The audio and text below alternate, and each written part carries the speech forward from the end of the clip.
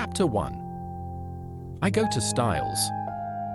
The intense interest aroused in the public by what was known at the time as the Styles case has now somewhat subsided.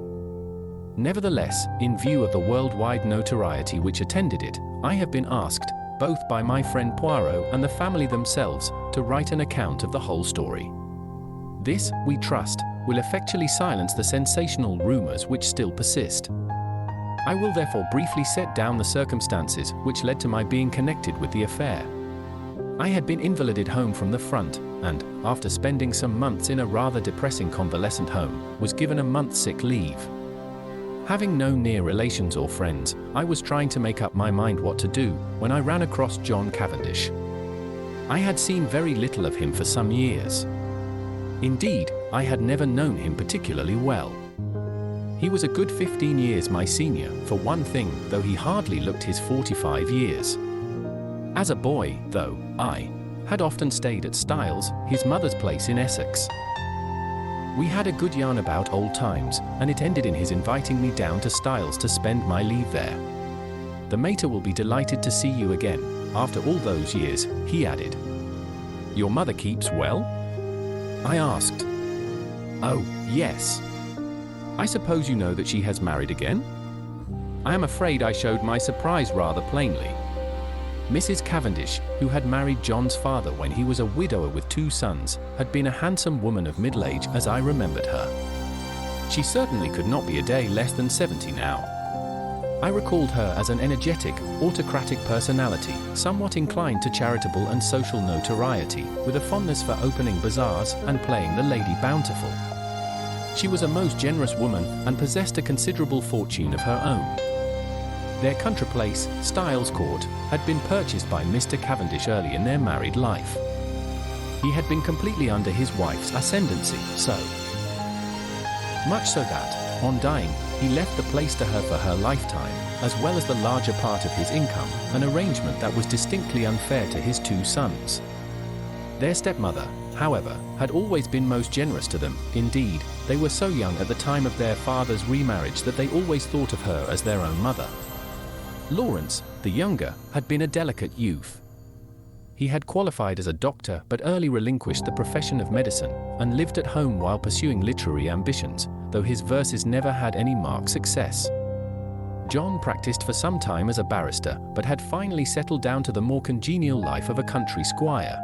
He had married 2 years ago, and had taken his wife to live at Styles, though I entertained a shrewd suspicion that he would have preferred his mother to increase his allowance, which would have enabled him to have a home of his own.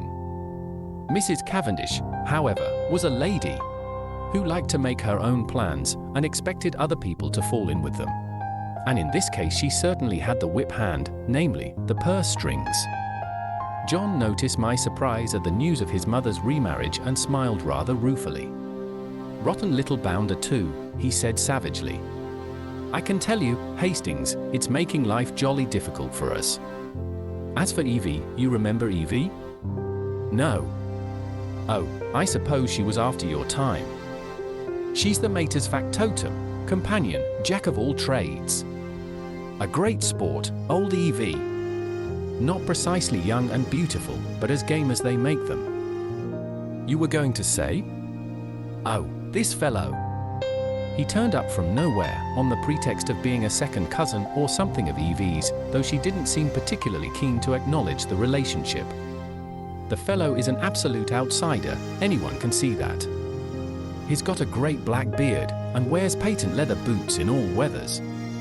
But the mater cottoned to him at once, took him on as secretary. You know how she's always running 100 societies." I nodded. "Well, of course the war has turned the hundreds into thousands. No doubt the fellow was very useful to her. But you could have knocked us all down with a feather when, 3 months ago, she suddenly announced that she and Alfred were engaged. The fellow must be at least 20 years younger than she is. It's simply barefaced fortune hunting, but there you are, she is her own mistress, and she's married him. It must be a difficult situation for you all." "Difficult? It's damnable." Thus it came about that, 3 days later, I descended from the train at Styles St. Mary, an absurd little station, with no apparent reason for existence, perched up in the midst of green fields and country lanes. John Cavendish was waiting on the platform and piloted me out to the car. "Got a drop or two of petrol still, you see," he remarked. Mainly owing to the mater's activities. The village of Styles St. Mary was situated about 2 miles from the little station, and Styles Court lay a mile the other side of it. It was a still, warm day in early July. As one looked out over the flat Essex country, lying so green and peaceful under the afternoon sun, it seemed almost impossible to believe that, not so very far away, a great war was running its appointed course. I felt I had suddenly strayed into another world. As we turned in at the lodge gates, John said, "I'm afraid you'll find it very quiet down here, Hastings." "My dear fellow, that's just what I want." "Oh, it's pleasant enough if you want to lead the idle life." I drill with the volunteers twice a week and lend a hand at the farms. My wife works regularly on the land. She is up at 5 every morning to milk and keeps at it steadily until lunchtime. It's a jolly good life taking it all round, if it weren't for that fellow Alfred Inglethorpe. He checked the car suddenly and glanced at his watch. "I wonder if we've time to pick up Cynthia." "No, she'll have started from the hospital by now." "Cynthia? That's not your wife?" "No, Cynthia is a protégée of my mother's, the daughter of an old schoolfellow of hers, who married a rascally solicitor. He came a cropper, and the girl was left an orphan and penniless. My mother came to the rescue, and Cynthia has been with us nearly 2 years now. She works in the Red Cross Hospital at Tadminster, 7 miles away." As he spoke the last words, we drew up in front of the fine old house. A lady in a stout tweed skirt, who was bending over a flower bed, straightened herself at our approach. "Hello, Evie, here's our wounded hero. Mr. Hastings, Miss Howard." Miss Howard shook hands with a hearty, almost painful, grip. I had an impression of very blue eyes in a sunburnt face. She was a pleasant-looking woman of about 40, with a deep voice, almost manly in its stentorian tones, and had a large, sensible square body, with feet to match, these last encased in good thick boots. Her conversation, I soon found, was couched in the telegraphic style. "Weeds grow like house afire. Can't keep even with them. Shall press you in. Better be careful." "I'm sure I shall be only too delighted to make myself useful," I responded. "Don't say it. Never does. Wish you hadn't later." "You're a cynic, Evie," said John, laughing. "Where's tea today, inside or out?" "Out. Too fine a day to be cooped up in the house." "Come on then, you've done enough gardening for today. The laborer is worthy of his hire, you know. Come and be refreshed." "Well," said Miss Howard, drawing off her gardening gloves, "I'm inclined to agree with you." She led the way round the house to where tea was spread under the shade of a large sycamore. A figure rose from one of the basket chairs and came a few steps to meet us. "My wife, Hastings," said John. I shall never forget my first sight of Mary Cavendish.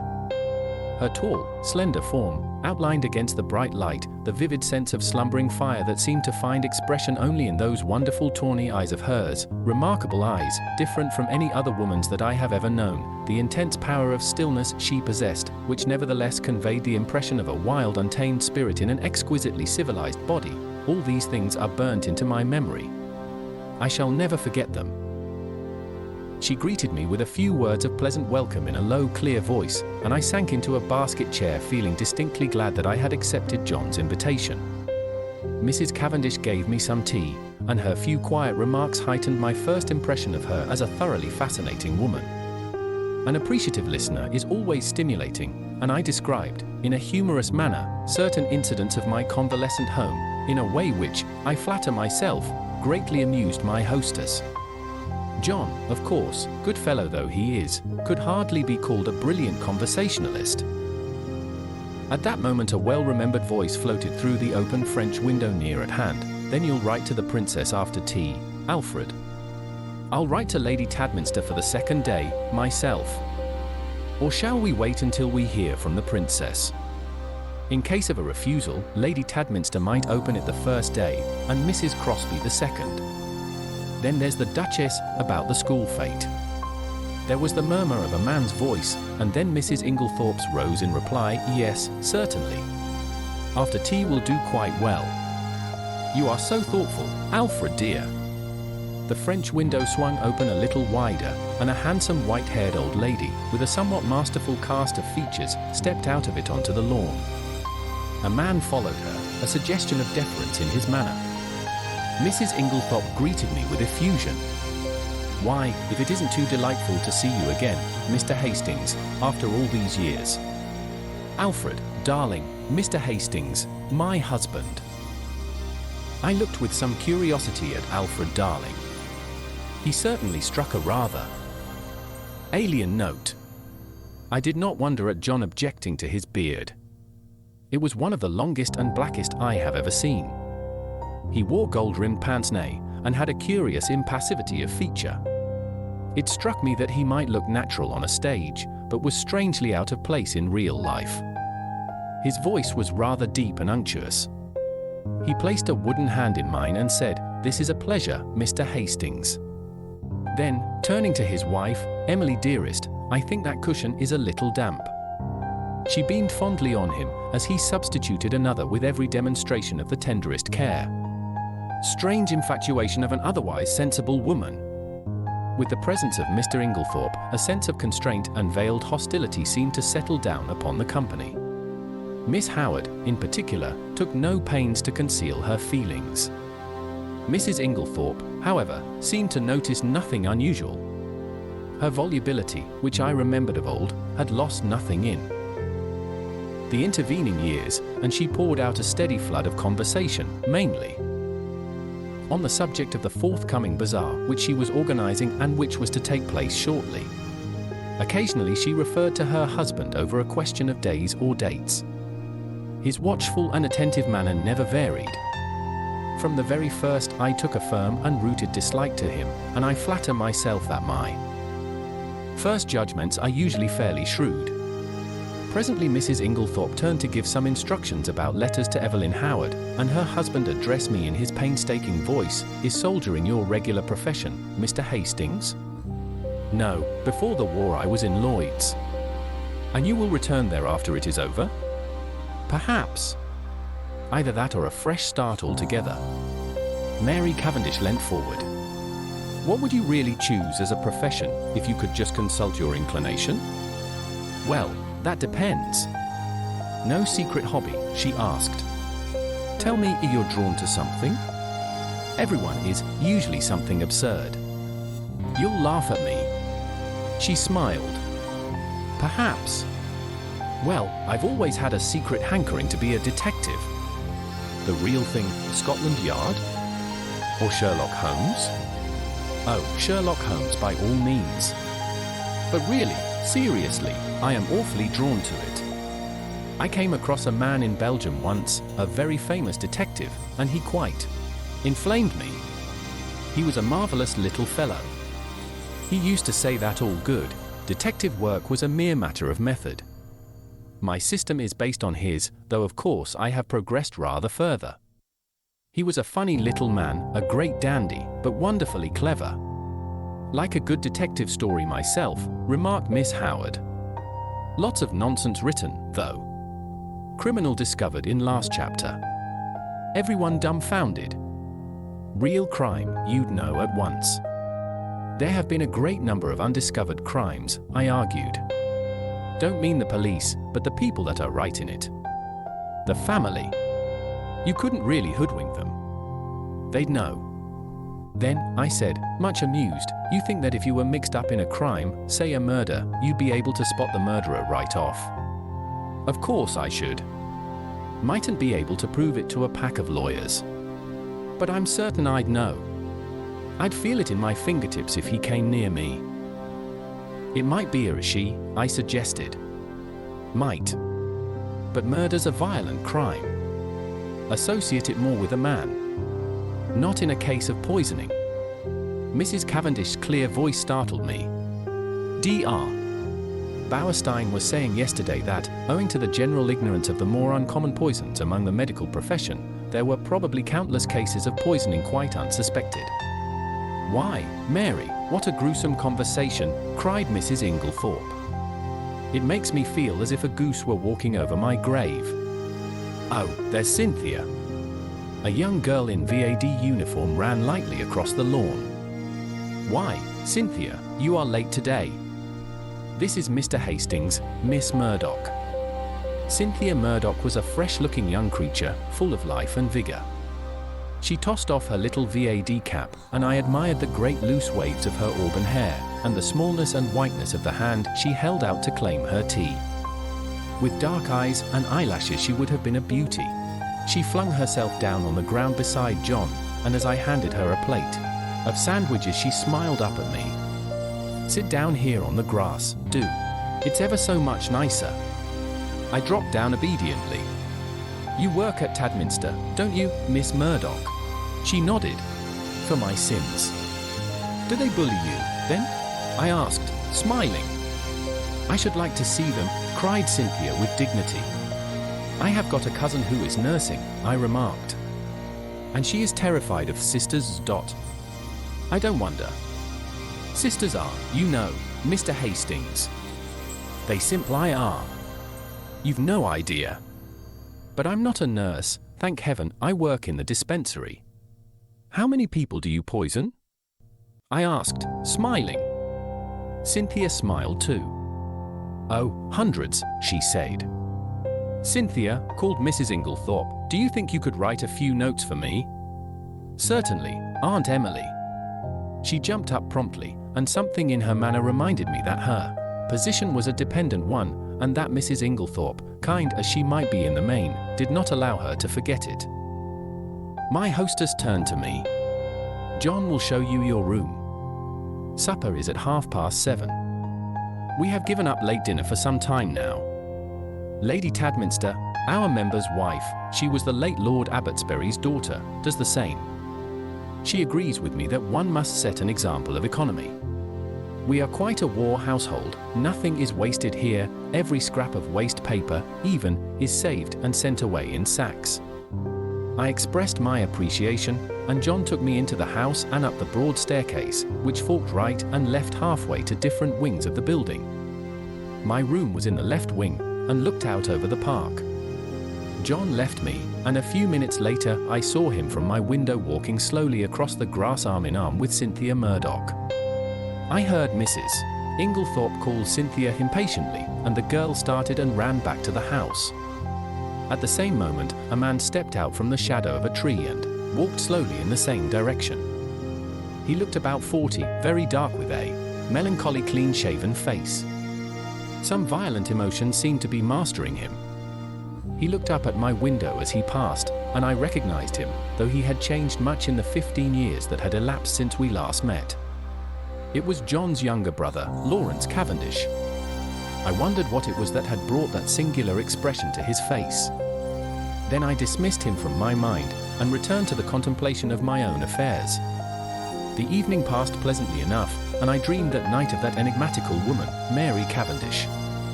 The next morning dawned bright and sunny, and I was full of the anticipation of a delightful visit. I did not see Mrs. Cavendish until lunchtime, when she volunteered to take me for a walk, and we spent a charming afternoon roaming in the woods, returning to the house about 5. As we entered the large hall, John beckoned us both into the smoking room. I saw at once by his face that something disturbing had occurred. We followed him in, and he shut the door after us. Look here, Mary, there's the deuce of a mess.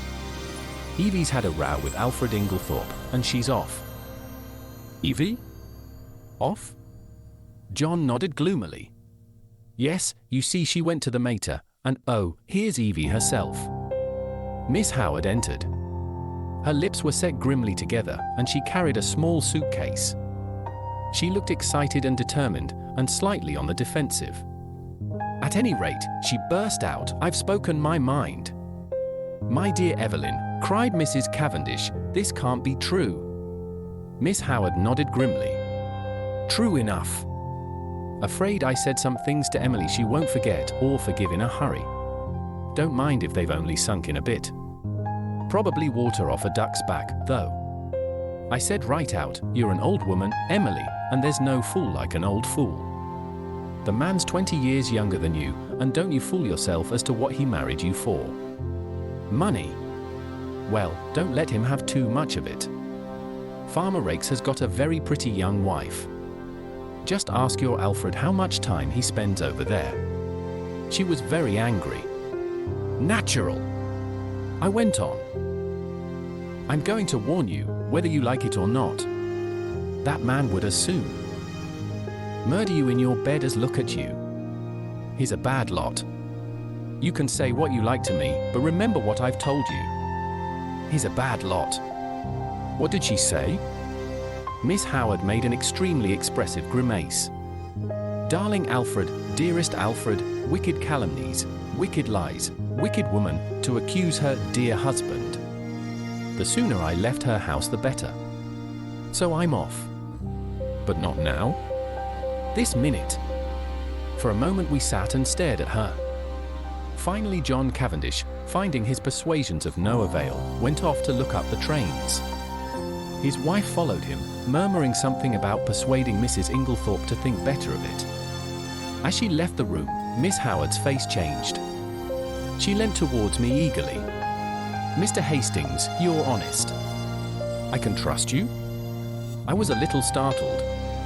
She laid her hand on my arm and sank her voice to a whisper. "Look after her, Mr. Hastings. My poor Emily. There are a lot of sharks, all of... Oh, I know what I'm talking about. There isn't one of them that's not hard up and trying to get money out of her. I've protected her as much as I could. Now I'm out of the way, they'll impose upon her." "Of course, Miss Howard," I said, "I'll do everything I can, but I'm sure you're excited and overwrought." She interrupted me by slowly shaking her forefinger. "Young man, trust me. I've lived in the world rather longer than you have. All I ask you is to keep your eyes open. You'll see what I mean." The throb of the motor came through the open window, and Miss Howard rose and moved to the door. John's voice sounded outside. With her hand on the handle, she turned her head over her shoulder and beckoned to me. "Above all, Mr. Hastings, watch that devil, her husband." There was no time for more. Miss Howard was swallowed up in an eager chorus of protests and goodbyes. The Inglethorpes did not appear. As the motor drove away, Mrs. Cavendish suddenly detached herself from the group and moved across the drive to the lawn to meet a tall bearded man who had been evidently making for the house. The color rose in her cheeks as she held out her hand to him. "Who is that?" I asked sharply, for instinctively I distrusted the man. "That's Dr. Bauerstein," said John shortly. "And who is Dr. Bauerstein?" "He's staying in the village doing a rest cure, after a bad nervous breakdown. He's a London specialist, a very clever man, one of the greatest living experts on poisons, I believe. And he's a great friend of Mary's," put in Cynthia, the irrepressible. John Cavendish frowned and changed the subject. "Come for a stroll, Hastings. This has been a most rotten business." She always had a rough tongue, but there is no stancher friend in England than Evelyn Howard. He took the path through the plantation, and we walked down to the village through the woods which bordered one side of the estate. As we passed through one of the gates on our way home again, a pretty young woman of gypsy type coming in the opposite direction bowed and smiled. "That's a pretty girl," I remarked appreciatively. John's face hardened. "That is Mrs. Rakes." "The one that Miss Howard, exactly," said John, with rather unnecessary abruptness. I thought of the white-haired old lady in the big house, and that vivid wicked little face that had just smiled into ours, and a vague chill of foreboding crept over me. I brushed it aside. "Styles is really a glorious old place," I said to John. He nodded rather gloomily. "Yes, it's a fine property. It'll be mine someday, should be mine now by rights, if my father had only made a decent will. And then I shouldn't be so damned hard up as I am now." "Hard up, are you?" "My dear Hastings, I don't mind telling you that I'm at my wit's end for money. Couldn't your brother help you?" "Lawrence?" He's gone through every penny he ever had, publishing rotten verses in fancy bindings. No, we're an impecunious lot. My mother's always been awfully good to us, I must say. That is, up to now. Since her marriage, of course," he broke off, frowning. For the first time I felt that, with Evelyn Howard, something indefinable had gone from the atmosphere. Her presence had spelt security. Now that security was removed, and the air seemed rife with suspicion. The sinister face of Dr. Bauerstein recurred to me unpleasantly. A vague suspicion of everyone and everything filled my mind. Just for a moment I had a premonition of approaching evil. Chapter 2. The 16th and 17th of July. I had arrived at Styles on the 5th of July. I come now to the events of the 16th and 17th of that month. For the convenience of the reader, I will recapitulate the incidents of those days in as exact a manner as possible. They were elicited subsequently at the trial by a process of long and tedious cross-examinations. I received a letter from Evelyn Howard a couple of days after her departure, telling me she was working as a nurse at the big hospital in Middlingham, a manufacturing town some 15 miles away, and begging me to let her know if Mrs. Inglethorpe should show any wish to be reconciled. The only fly in the ointment of my peaceful days was Mrs. Cavendish's extraordinary, and, for my part, unaccountable preference for the society of Dr. Bauerstein. What she saw in the man I cannot imagine, but she was always asking him up to the house, and often went off for long expeditions with him. I must confess that I was quite unable to see his attraction. The 16th of July fell on a Monday. It was a day of turmoil. The famous bazaar had taken place on Saturday, and an entertainment, in connection with the same charity, at which Mrs. Inglethorpe was to recite a war poem, was to be held that night. We were all busy during the morning arranging and decorating the hall in the village where it was to take place. We had a late luncheon and spent the afternoon resting in the garden. I noticed that John's manner was somewhat unusual. He seemed very excited and restless. After tea, Mrs. Inglethorpe went to lie down to rest before her efforts in the evening, and I challenged Mary Cavendish to a single at tennis. About 7:15, Mrs. Inglethorpe called us that we should be late as supper was early that night. We had rather a scramble to get ready in time, and before the meal was over the motor was waiting at the door. The entertainment was a great success, Mrs. Inglethorpe's recitation receiving tremendous applause. There were also some tableaux in which Cynthia took part. She did not return with us, having been asked to a supper party, and to remain the night with some friends who had been acting with her in the tableaux. The following morning, Mrs. Inglethorpe stayed in bed to breakfast, as she was rather overtired, but she appeared in her briskest mood about and swept Lawrence and myself off to a luncheon party. Such a charming invitation from Mrs. Ralston. Lady Tadminster's sister, you know. The Ralstons came over with the Conqueror, one of our oldest families. Mary had excused herself on the plea of an engagement with Dr. Bauerstein. We had a pleasant luncheon, and as we drove away Lawrence suggested that we should return by Tadminster, which was barely a mile out of our way, and pay a visit to Cynthia in her dispensary. Mrs. Inglethorpe replied that this was an excellent idea, but as she had several letters to write she would drop us there, and we could come back with Cynthia in the pony trap. We were detained under suspicion by the hospital porter, until Cynthia appeared to vouch for us, looking very cool and sweet in her long white overall.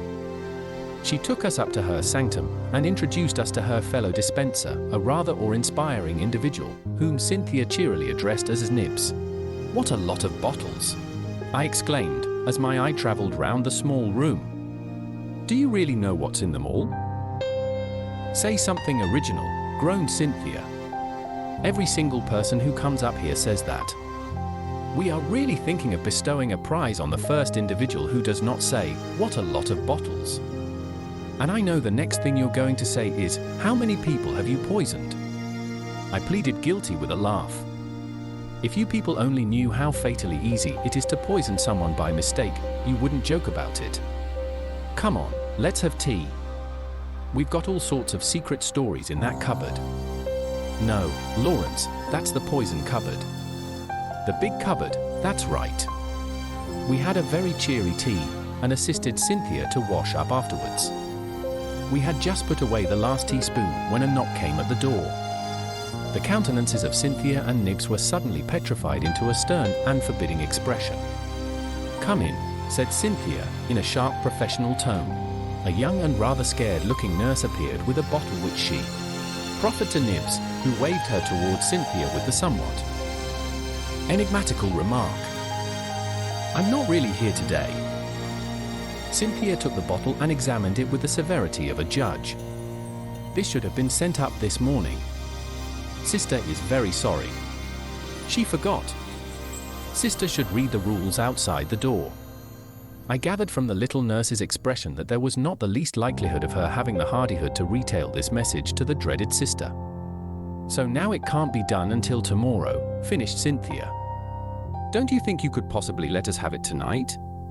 "Well," said Cynthia graciously, "we are very busy, but if we have time it shall be done." The little nurse withdrew, and Cynthia promptly took a jar from the shelf, refilled the bottle, and placed it on the table outside the door. I laughed. "Discipline must be maintained?" "Exactly. Come out on our little balcony. You can see all the outside wards there." I followed Cynthia and her friend, and they pointed out the different wards to me. Lawrence remained behind, but after a few moments Cynthia called to him over her shoulder to come and join us. Then she looked at her watch. "Nothing more to do, Nibs?" "No." "All right.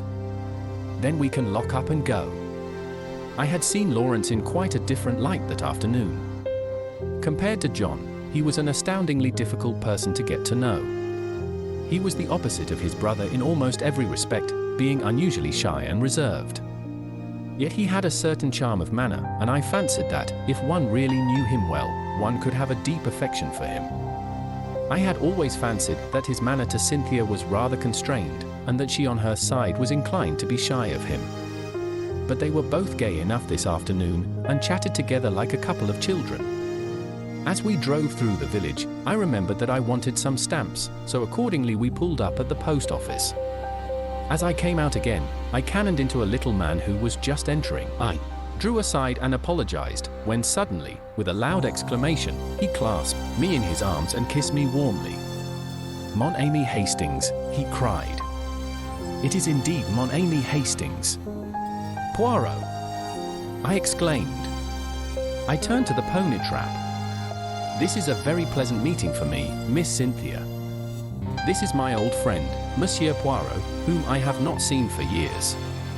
"Oh, we know Monsieur Poirot," said Cynthia gaily. "But I had no idea he was a friend of yours." "Yes, indeed," said Poirot seriously. "I know Mademoiselle Cynthia. It is by the charity of that good Mrs. Inglethorpe that I am here." Then, as I looked at him inquiringly, yes, my friend, she had kindly extended hospitality to 7 of my countrypeople who, alas, are refugees from their native land. We Belgians will always remember her with gratitude. Poirot was an extraordinary-looking little man. He was hardly more than 5 feet, 4 inches, but carried himself with great dignity.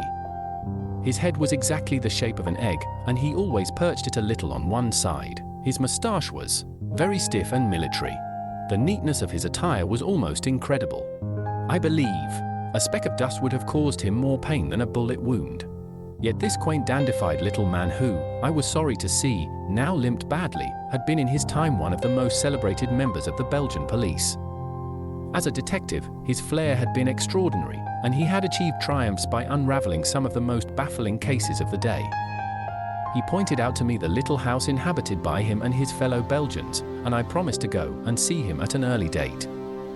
Then he raised his hat with a flourish to Cynthia, and we drove away. "He's a dear little man," said Cynthia. "I'd no idea you knew him." "You've been entertaining a celebrity unawares," I replied. And, for the rest of the way home, I recited to them the various exploits and triumphs of Hercule Poirot. We arrived back in a very cheerful mood. As we entered the hall, Mrs. Inglethorpe came out of her boudoir. She looked flushed and upset. "Oh, it's you," she said. "Is there anything the matter, Aunt Emily?" asked Cynthia. "Certainly not," said Mrs. Inglethorpe sharply. "What should there be?" Then catching sight of Dorcas, the parlour-maid, going into the dining room, she called to her to bring some stamps into the boudoir.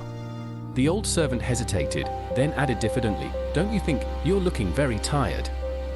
"Perhaps you're right, Dorcas. Yes, no, not now. I've some letters I must finish by post time. Have you lighted the fire in my room as I told you?" "Yes, then I'll go to bed directly after supper." She went into the boudoir again, and Cynthia stared after her. "Goodness gracious! I wonder what's up," she said to Lawrence. He did not seem to have heard her, for without a word he turned on his heel and went out of the house. I suggested a quick game of tennis before supper and, Cynthia agreeing, I ran upstairs to fetch my racket. Mrs. Cavendish was coming down the stairs.